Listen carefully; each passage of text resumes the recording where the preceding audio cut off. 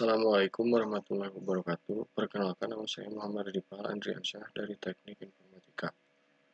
Di sini saya akan menjelaskan tentang analisis dan perancangan aplikasi PMB dengan menggunakan Unified Modeling Language di Universitas Muhammadiyah Sukabumi.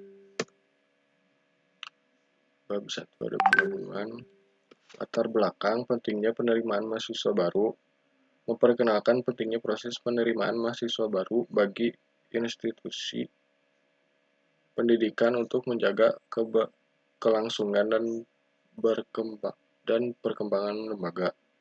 Peran aplikasi dalam PMB menggambarkan bagaimana penggunaan aplikasi telah menjadi standar dalam memfasilitasi proses penerimaan mahasiswa baru dan meningkatkan efisiensi. Permasalahan penelitian tantangan dalam proses PMB. Menjelaskan beberapa masalah atau hambatan yang mungkin dihadapi oleh institusi pendidikan dalam menjalankan proses penerimaan mahasiswa baru secara efisiensi. Keterbatasan sistem yang ada, mengidentifikasi kekurangan atau kelemahan dalam aplikasi PMB yang digunakan saat ini, seperti keterbatasan terkait atau kesulitan penggunaan. Manfaat penelitian, manfaat akademis. Menjelaskan kontribusi penelitian ini terhadap pengetahuan dan pemahaman dalam bidang penerimaan mahasiswa baru atau pengembangan aplikasi. Manfaat praktis, menggambarkan manfaat praktis dari penelitian ini bagi institusi pendidikan termasuk peningkatan efisiensi, penghematan biaya atau peningkatan kualitas layanan. Bab 2 adalah landasan teori. Sejarah pengembangan aplikasi PMB. Awal mula penggunaan aplikasi PMB menjelaskan perkembangan awal penggunaan aplikasi dalam proses penerimaan mahasiswa baru di institusi pendidikan. Evolusi sistem menggambarkan bagaimana aplikasi PMB telah berkembang dari waktu ke waktu, termasuk perubahan teknologi dan kebutuhan pengguna. Tinjauan literatur. Penggunaan aplikasi dalam PMB menyajikan tinjauan literatur tentang penggunaan aplikasi dalam proses penerimaan mahasiswa baru, termasuk kelebihan dan kekurangan yang terdokumentasi. Studi kasus menguraikan hasil penelitian atau pengalaman dari institusi pendidikan lain yang telah menggunakan aplikasi PMB. Perbandingan dengan sistem konvensional.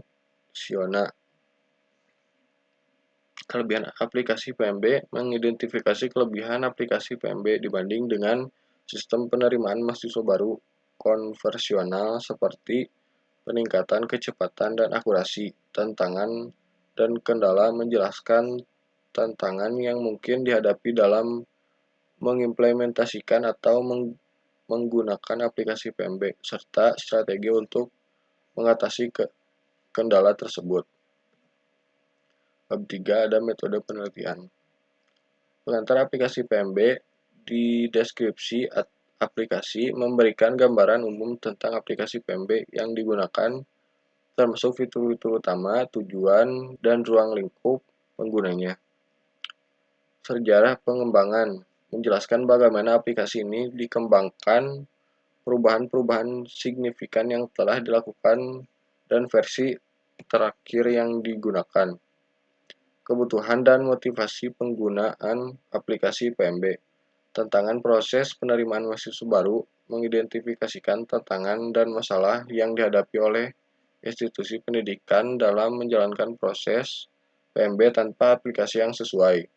Alasan penggunaan aplikasi. Menguraikan alasan-alasan mengapa institusi memutuskan untuk menggunakan aplikasi PMB, termasuk kebutuhan untuk meningkatkan efisiensi dan mengurangi biaya administrasi.